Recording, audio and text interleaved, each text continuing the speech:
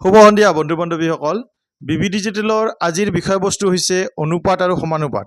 ইতিমধ্যে আমি অনুপাত আৰু সমানুপাতৰ বিভিন্ন ধৰণৰ প্ৰশ্নৰ আলোচনা কৰিছোঁ। আজি তাৰে এটি খণ্ড লৈ আপোনালোকৰ ওচৰত হাজিৰ হৈছোঁ। গতিকে আৰম্ভণিতে কৈ থওঁ যে যদি ভিডিঅ'টো ভাল লাগে আপোনালোকৰ তেতিয়া লাইক শ্বেয়াৰ কমেণ্ট কৰিব নাপাহৰিব। আৰু এতিয়া আমি পলম নকৰি ভিডিঅ'টোৰ মাজলৈ আগবাঢ়িছোঁ। ইয়াতে চাই ল'ব বন্ধু বান্ধৱীসকল, প্ৰথম প্ৰশ্ন যিটো কি দিয়া আছে এইটো এখন বিদ্যালয়ৰ ল'ৰা আৰু ছোৱালীৰ অনুপাত 7:8, 7:8। যদি ল'ৰা আৰু ছোৱালীৰ শতাংশ বৃদ্ধি ক্ৰমে 20% আৰু 10% হয়, তেন্তে নতুন অনুপাতটো হ'ব। নতুন অনুপাতটো আমি উলিয়াব লাগে। গতিকে আমি এইটো কেনেকৈ কৰিম?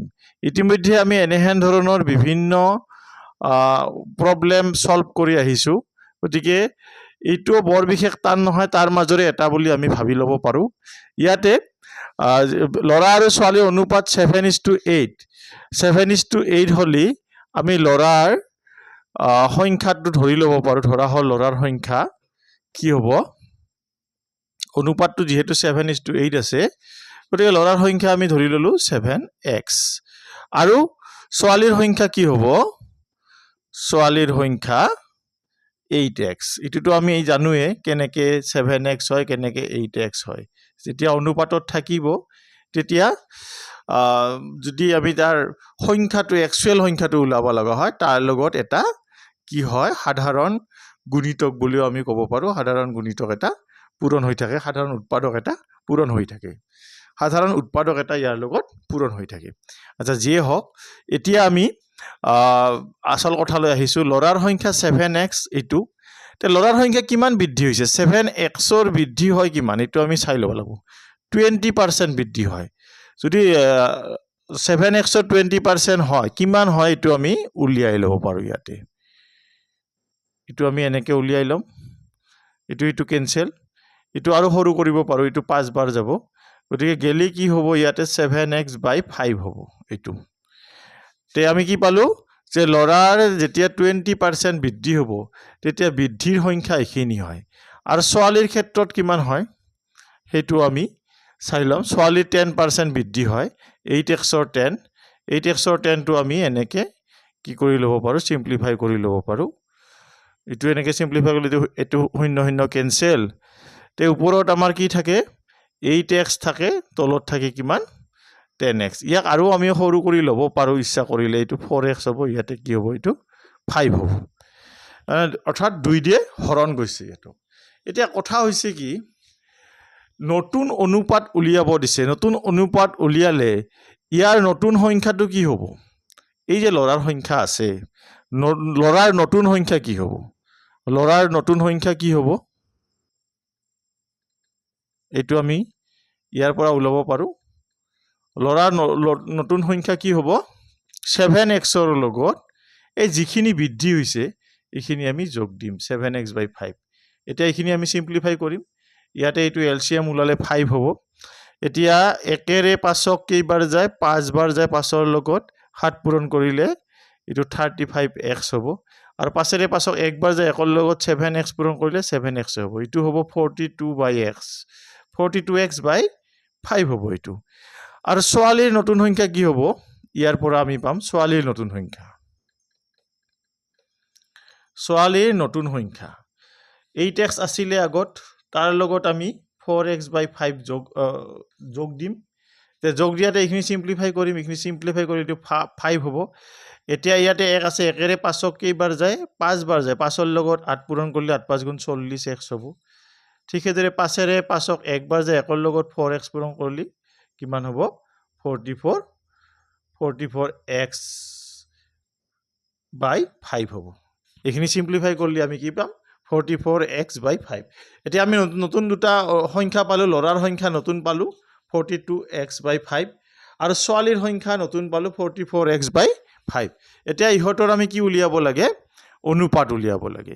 গতিকে ইহঁতৰ অনুপাতটো আমি এতিয়া উলিয়াই ল'ম। এতিয়া অনুপাতটো কি হ'ব? নতুন অনুপাত আমি ইয়াৰ পৰা বাহিৰ কৰিব পাৰোঁ। নতুন অনুপাত কি হ'ব? এটা হ'ব অনুপাতটো আমি ল'ৰাৰ হ'ল কি? 42x/5, আৰু ছোৱালীৰ কি হ'ল? 44x বাই 5 ইয়াতে আমি এই 5 কেনসেল দিব পাৰো 5 কেনসেল দিলে এতে থাকিব 42x ইয়াতে থাকিব 44x এই x কেনসেল গল এতিয়া ইটো 2 ৰে কিমান বাৰ যাব 21 বাৰ যাব আৰু 2 ৰে ইয়া কেইবাৰ যাব 22 বাৰ যাব গতিকে আমি কি দেখিলো সিম্পলিফাই কৰতে 21 অনুপাত 22 পালো 21 অনুপাত কি পালো 22 পালো গতিকে এইটোৱে আমাৰ সমাধান আমি এনেকে লৰাৰ নতুন সংখ্যা ছোৱালীৰ নতুন সংখ্যা উলিয়াই লৈ আৰু হেইহতৰ সংখ্যাৰ যেতিয়া অনুপাত আমি উলিয়াই লম অনুপাত মানে আসলতে কি হয় পূৰ্বপদ বাই উত্তৰপদ গতিকে আমি ইতিৰ পূৰ্বপদটো আমি আমাৰ যেহেতু লৰাৰ সংখ্যাটো আগত আছে গতিকে এটো আমি আগত লিখিছো তাৰ পিছত এটো উত্তৰপদ 44x by 5 এটো এটা এখিনি সিম্পলিফাই কৰিছো সিম্পলিফাই কৰতে আমি কি পাইছো 21 অনুপাত 22 পাইছো এতিয়া অপচনত আমি চাম 21 অনুপাত 22 কোট আছে আমি দেখিছো 2 নম্বৰ অপচনত 21 অনুপাত 22 আছে গতিকে এটোৱে ইয়াৰ শুদ্ধ অপচন হ'ব 21 অনুপাত 22 গতিকে এটো এনে ধৰণে খুব কম সময়ৰ ভিতৰতে আমি কি কৰিব পাৰো সমাধান কৰিব পাৰো এতিয়া আমি পৰৱৰ্তী অংকটোলৈ যাম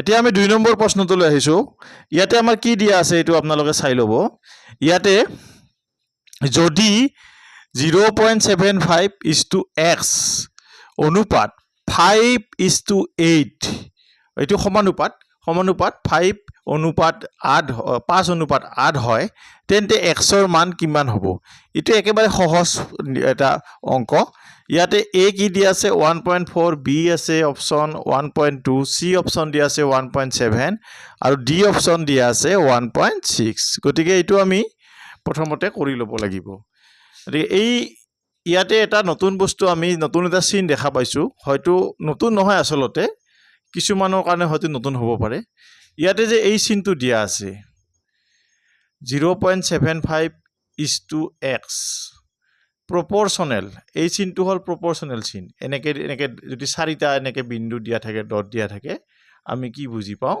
proportional তো বুজি পাওঁ আসলতে সমানুপাত তাৰ মানে কি হয় ইটো যদি আমি সিম্পলিফাই কৰিব যাও তেতিয়া আমি ইয়াৰ হলনি কি দিব পাৰো ইয়াৰ হলনি দুডাল সমান চিন দিলে হল বাকিখিনি এনেকে থাকিল এটো এতিয়া আমি ইয়াৰ এখিনি সিম্পলিফাই কৰি জাস্ট x ৰ মানটো উলিয়াব লাগে এতিয়া এটো আমাৰ কি হ'ব আমিটো জানো এটো এনেহেন আকাৰত গুছি যাব আৰু এটো যাব এনেহেন আকাৰত কি দেখা পালো আমি